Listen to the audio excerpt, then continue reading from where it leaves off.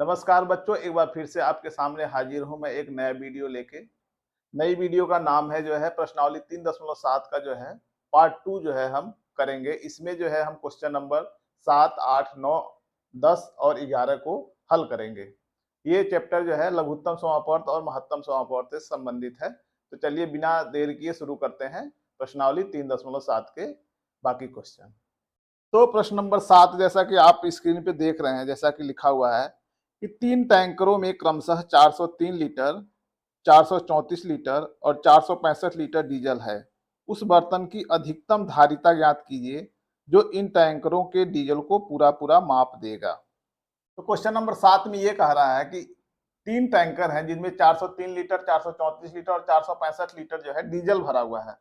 तो इन टैंकरों को नापने के लिए जो है हमको लीटर की आवश्यकता है, जो बर्तन एक बर्तन की आवश्यकता है। तो हमें ऐसे एक बर्तन की आवश्यकता कह रहा है कि हमें पता करिए कि कौन सा ऐसा बर्तन लिया जाए जिससे ये पूरा पूरा नप जाए कि ये तीनों टैंकरों का तेल जो है पूरा पूरा मतलब पूरा पूरा माप लिया जा सके। उसके लिए अलग से फिर बर्तन यूज ना करना पड़े, लीटर ना यूज करना पड़े। तो कितने लीटर का ऐसा बर्तन लें कि जिसे हम पूरा पूरा नाप लें। ठीक है, तो अधिकतम नाप का चाहिए हमको। तो इसका मतलब यह है कि ये संख्याएं जो है उस संख्या का भाजक होनी चाहिए, यानी ये मल्टीपल्स होना चाहिए उस संख्या का। 403, 434 और 465 जो भी धारिता का बर्तन हम यूज करेंगे उसका जो है ये मल्टीपल्स होना चाहिए। ठीक है, और एक और हिंट मैं बता रहा हूं कि कब आप लघुत्तम निकालेंगे, कब जो है महत्तम निकालेंगे। जब क्वेश्चन में अधिकतम दिया होगा, जब जो है सवाल में अधिकतम दे रखा हो, तो उसका मतलब होता है कि वहां पे हमको जो है महत्तम समापवर्त निकालना है, अर्थात एचसीएफ निकालना है। ठीक है, तो इसके लिए क्या करेंगे, हम इन तीनों का एचसीएफ निकालेंगे। तो सबसे पहले 403 लेते हैं। 403 का एचसीएफ निकालना है, अलग अलग जो है अभाज्य गुणनखंड विधि से निकालना है इसको हम। तो ये देखते हैं हम किस संख्या से कट जाएगा।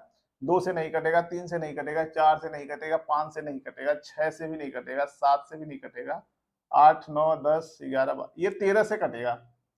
तो इसको हम 13 से अगर विभाजित करें तो ये जो है 31 बार में विभाजित हो जाएगी। फिर इसको हम 31 से विभाजित करें तो 1 आ जाएगा। इसका गुणनखंड हो गया। फिर हम लेते हैं 434 को। तो 434 को हम 2 से विभाजित करेंगे, सबसे छोटी अभाज्य संख्या से, तो ये आ जाएगा 217। तो 2 से विभाजित किया तो 217 आया। फिर इसको हम 7 से विभाजित करेंगे, तो 7 से विभाजित करेंगे तो ये 31 बार में विभाजित होगा। फिर हम इसको 31 से विभाजित करेंगे, क्योंकि 31 एक अभाज्य संख्या है, तो ये 31 से ही 1 आ गया। फिर अब 465 को हम विभाजित करते हैं। 465 जो है 6×5 11, 4 15, तो ये 3 से विभाजित हो जाएगा। 3 एक कम 3 और 3 पचे 15 और 3 पचे 15। फिर ये 3 से नहीं कटेगा, ये 5 से विभाजित होगा, तो 3 पचे 15, सॉरी 5 तिहाई 15, 31 बार में विभाजित होगा। फिर इसको 31 से विभाजित करेंगे तो 1 आ जाएगा। ठीक है, तो अब इनके गुणनखंड हम लिख लेते हैं। तो इनके हमने अभाज्य गुणनखंड लिख लिया, 13 × 31, 434 का 2 × 7 × 31 और 465 का 3 × 5 × 31। तो इन तीनों में हम देख रहे हैं कि कॉमन क्या है, जो कॉमन होगा वही इसका एचसीएफ होगा। तो कॉमन हम देख रहे हैं इन तीनों में 31 है। तो इसका जो एचसीएफ होगा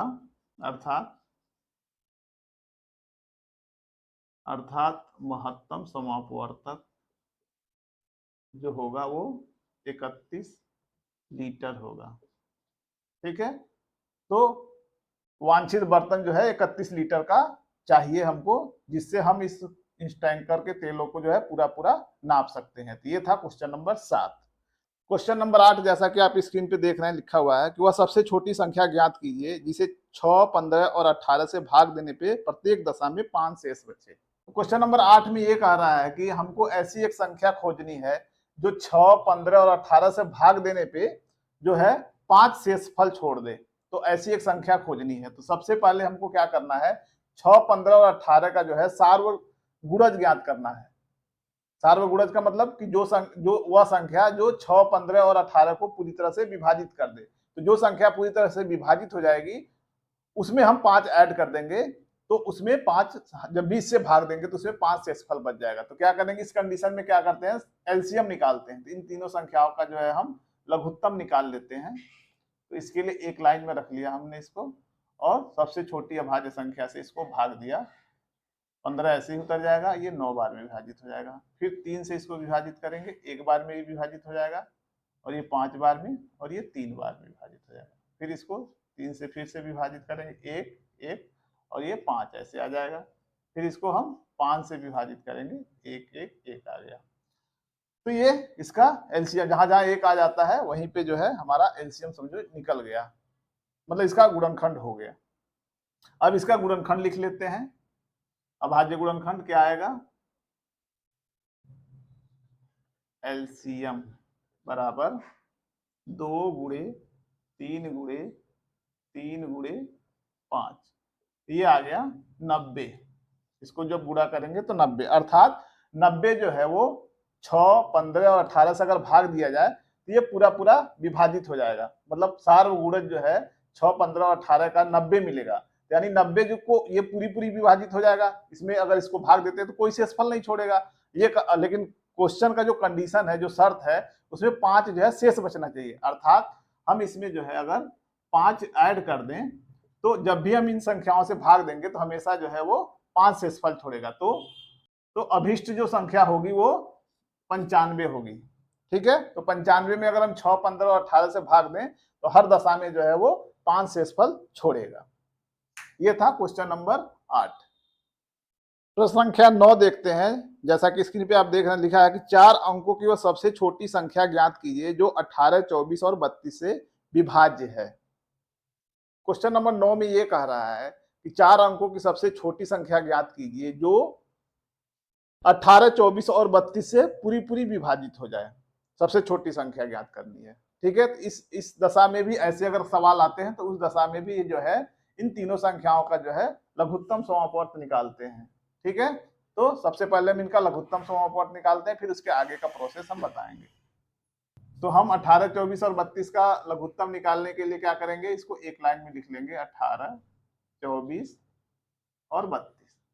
इसको अभाज्य गुणनखंड विधि से करेंगे तो सबसे छोटा अभाज्य संख्या से लेंगे 2 से। तो ये 9 बार में विभाजित हो गया, ये 12 बार में और ये 16 बार में। फिर ये 2 से विभाजित हो सकता है, 9 नहीं विभाजित होगा तो ऐसे आ जाएगा, 12 6 बार में विभाजित हो जाएगा, 8 जो है 16 जो है वो 8 बार में विभाजित हो जाएगा। फिर अभी भी 2 से विभाजित हो सकता है, तो 9 को ऐसे उतार देंगे, 6 3 बार में विभाजित हो जाएगा, 8 जो है वो 4 बार में विभाजित हो जाएगा। फिर अभी भी 2 से विभाजित हो, 9 ऐसे ही नीचे आ जाएगा, 3 ऐसे ही नीचे आ जाएगा और 4 जो है वो 2 बार में विभाजित हो जाएगा। फिर अभी भी 2 से विभाजित हो सकता है, तो 9 3 और 1। ठीक है, इसके बाद जो है हम इसको 3 से विभाजित करेंगे, तो ये 3 बार में विभाजित हो जाएगा और 1 बार में और 1 बार में। फिर इसको 3 से विभाजित करेंगे, 1 1 1। तो जहां 1 1 आ गया वहां हमारा गुणनखंड हो गया। ठीक है, तो अब इसका एलसीएम देखते हैं। अब इसका लघुत्तम समापवर्त क्या आएगा वो देख रहे हैं। ठीक है, तो क्या आ रहा है देखते हैं, 2 गुणे 2 गुणे 2 गुणे 2 गुणे 2 गुणे 3 गुणे 3, ये इसका अभाज्य गुणनखंड आया हुआ है। ठीक है, इन अभाज्य गुणनखंडों को जब आपस में गुणनफल इसका निकालेंगे तो इसका लघुत्तम हमें मिल जाएगा। तो इसका लघुत्तम हम निकाल रहे हैं, तो 2 दूना 4, 4 दूना 8, 8 दूना 16, 16 दूना 32, 32 तिहाई 96 और 96 और 96 तिया 288। 288 जो है इसका लघुत्तम आएगा। अर्थात ये कह सकते हैं कि 18, 24 और 32 का जो पहला जो कॉमन जो है मल्टीपल्स मिला है वो 288 है। लेकिन क्वेश्चन में ये कह रहा है कि सब 4 अंकों की सबसे छोटी संख्या बतानी है जो इन तीनों संख्याओं से विभाजित हो जाए। तो इसके गुणज में, इसके मल्टीपल्स में जो संख्या 4 अंकों की पहली संख्या आएगी वही जो है 18, 24 और 32 से विभाजित होने वाली सबसे छोटी संख्या होगी। तो इसके मल्टीपल्स में देखते हैं, तो अगर हम इसके 3 का मल्टीपल्स करें 288 का जो है, तो तीसरा मल्टीपल्स जो आएगा वो आएगा 864। जो 864 हम देख रहे हैं अभी भी वो 3 अंकों की ही संख्या है, हमें 4 अंकों की निकालनी है, तो हम चौथा मल्टीपल्स जो निकालेंगे तो 288 का जो चौथा मल्टीपल्स होगा वो होगा 1162। तो 1162 से पहले जो भी संख्याएं जो है 18, 24 और 32 से विभाजित हो रही हैं वो 3 अंकों की संख्या हो रही है, तो 4 अंकों की जो पहली छोटी संख्या मिलेगी वो हमें 1162 होगी। ठीक है, तो यही वो संख्या है 4 अंकों की जो 18, 24 और 32 से विभाजित होगी। ये था क्वेश्चन नंबर 9। तो क्वेश्चन नंबर 10 देखते हैं। तो क्वेश्चन नंबर 10 का है निम्नलिखित संख्याओं का लघुत्तम समापवर्त ज्ञात कीजिए जिनमें एक संख्या जो है सदैव 3 का गुणज है। ए 9 और 4, बी 12 और 5 और सी जो है 6 और 5 और डी जो है वो 15 और 4।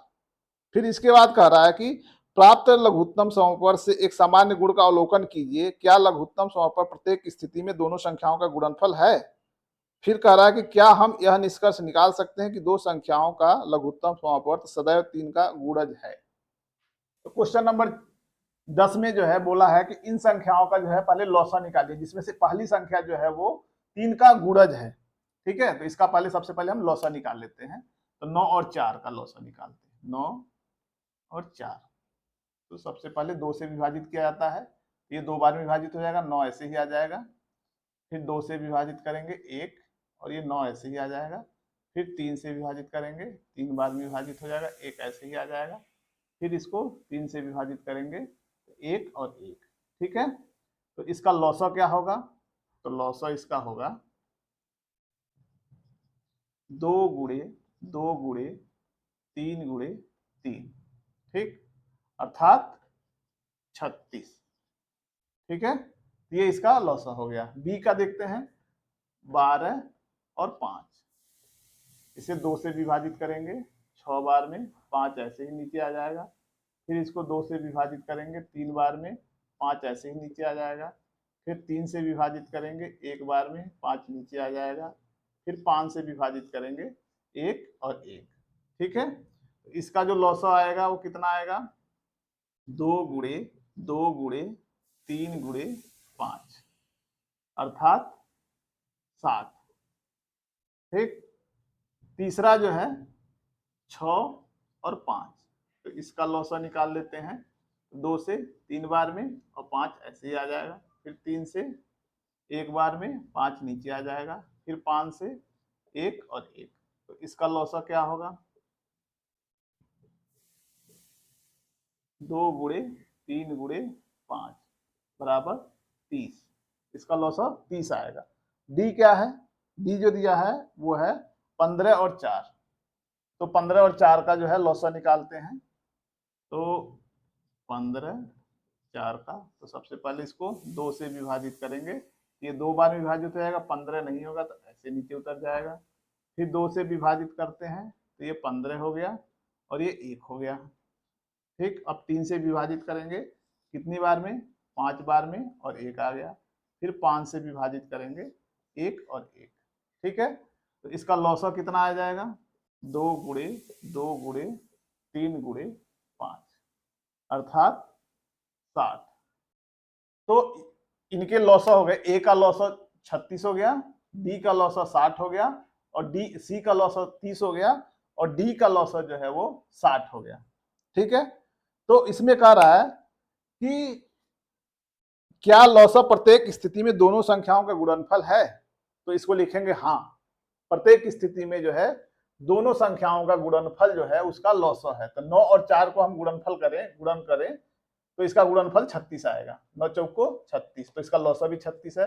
12 पचे 60, तो 12 में 5 का गुणा करेंगे तो 60 आएगा, इसका लौसा भी 60 आया है। 6 और 5 को गुणा करेंगे तो 30 आएगा और 15 और 4 को गुणा करेंगे तो 60 आएगा, इसका लौसा भी 60 आएगा। तो इसका आंसर होगा हाँ, प्रत्येक स्थिति में जो है इसका गुणनफल ही जो है इसका लघुत्तम समापवर्त है। अब कह रहा है कि क्या हम यह निष्कर्ष निकाल सकते हैं कि दो संख्याओं का लौसा जो है सदैव 3 का गुणज होता है। नहीं, इसमें लिखेंगे नहीं, ऐसा नहीं है।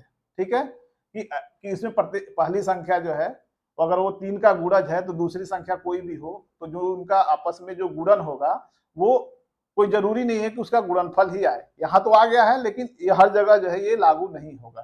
ठीक है।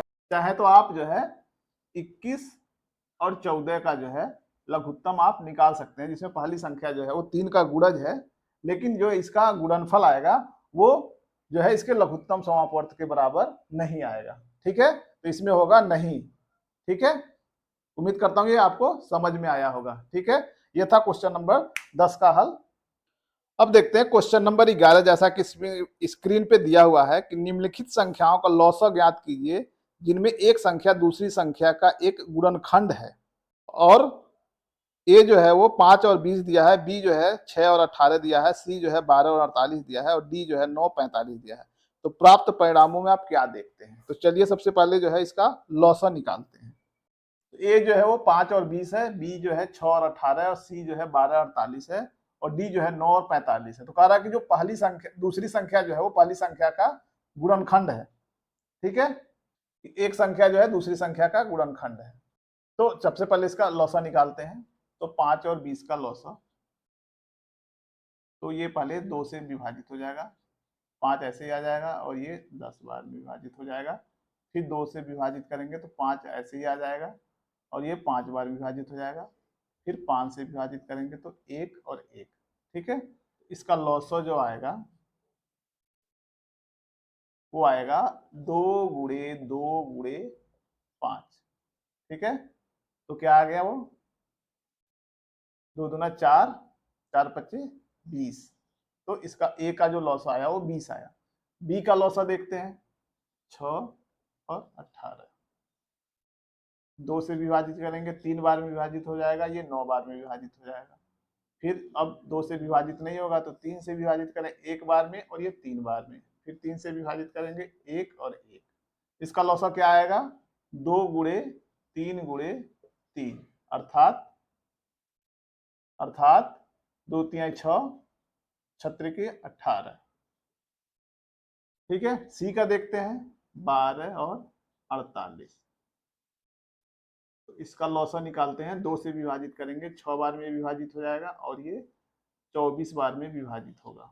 फिर 2 से विभाजित करेंगे, ये 3 बार में विभाजित हो जाएगा, और ये 12 बार में विभाजित होगा। फिर 2 से विभाजित करेंगे, ये 3 बार में 3 ऐसे ही आ जाएगा, और 12 जो है वो 6 बार में विभाजित हो जाएगा। फिर 2 से इसको विभाजित करेंगे, 3 ऐसे ही नीचे आ जाएगा, और 6 जो है वो 3 बार में विभाजित हो जाएगा। अब इसको 3 से विभाजित करेंगे तो 1 और 1। तो जहां 1 1 आ गया वहां पे हमारा गुणनखंड पूरा हो गया। ठीक है, तो इसका लौसा क्या आएगा देखते हैं, 2 गुणे 2 गुणे 2 गुणे 2 गुणे 3, 2 दूना 4, 4 दूना 8, 8 दूना 16, 16 तिया 48। तो इसका लौसा आ गया 48। ठीक है, अब डी का देखते हैं, तो 9 और 45। तो ये संख्या जो है 2 से विभाजित नहीं होगी, तो 3 से विभाजित करेंगे तो 3 बार में विभाजित हो जाएगा, और ये 15 बार में विभाजित हो जाएगा। फिर 3 से ये विभाजित हो सकता है, 1 हो गया, और ये 5 हो गया। ठीक है, फिर 5 से विभाजित करेंगे तो 1 और 1। इसका लौसा क्या आएगा 3 गुणे 3 गुणे 5, अर्थात 3 त्रिक 9, 9 पचे 45। तो 11वें क्वेश्चन में जो है हमने ए बी सी और डी का जो है लघुत्तम निकाल लिया है। तो पहले का लघुत्तम आया है 20, और बी का लघुत्तम आया 18, और सी का लघुत्तम आया 48, और डी का लघुत्तम आया है 45। ठीक है, तो कह रहा है कि इनके परिणामों में आप क्या देखते हैं? तो इनके परिणामों हम क्या देख रहे हैं कि हर दशा में जो है इसका जो लघुत्तम समापवर्त है वो जो बड़ी संख्या है वही आ रही है। ठीक है, तो यही इसका उत्तर होगा कि हर दशा में जो है इसका लघुत्तम समापवर्त जो बड़ी संख्या है वही आता है। ये था क्वेश्चन नंबर 11, और इसी के साथ जो है प्रश्नावली 3.7 भी जो है खत्म हुआ। इसमें टोटल 11 क्वेश्चन थे। उम्मीद करता हूं आपको जो है प्रश्नावली 3.7 समझ में आया होगा। तो अगर आपको वीडियो मेरी पसंद आई है तो कमेंट करिए, लाइक करिए, सब्सक्राइब करिए, और अपने दोस्तों के साथ जरूर शेयर करिए। धन्यवाद।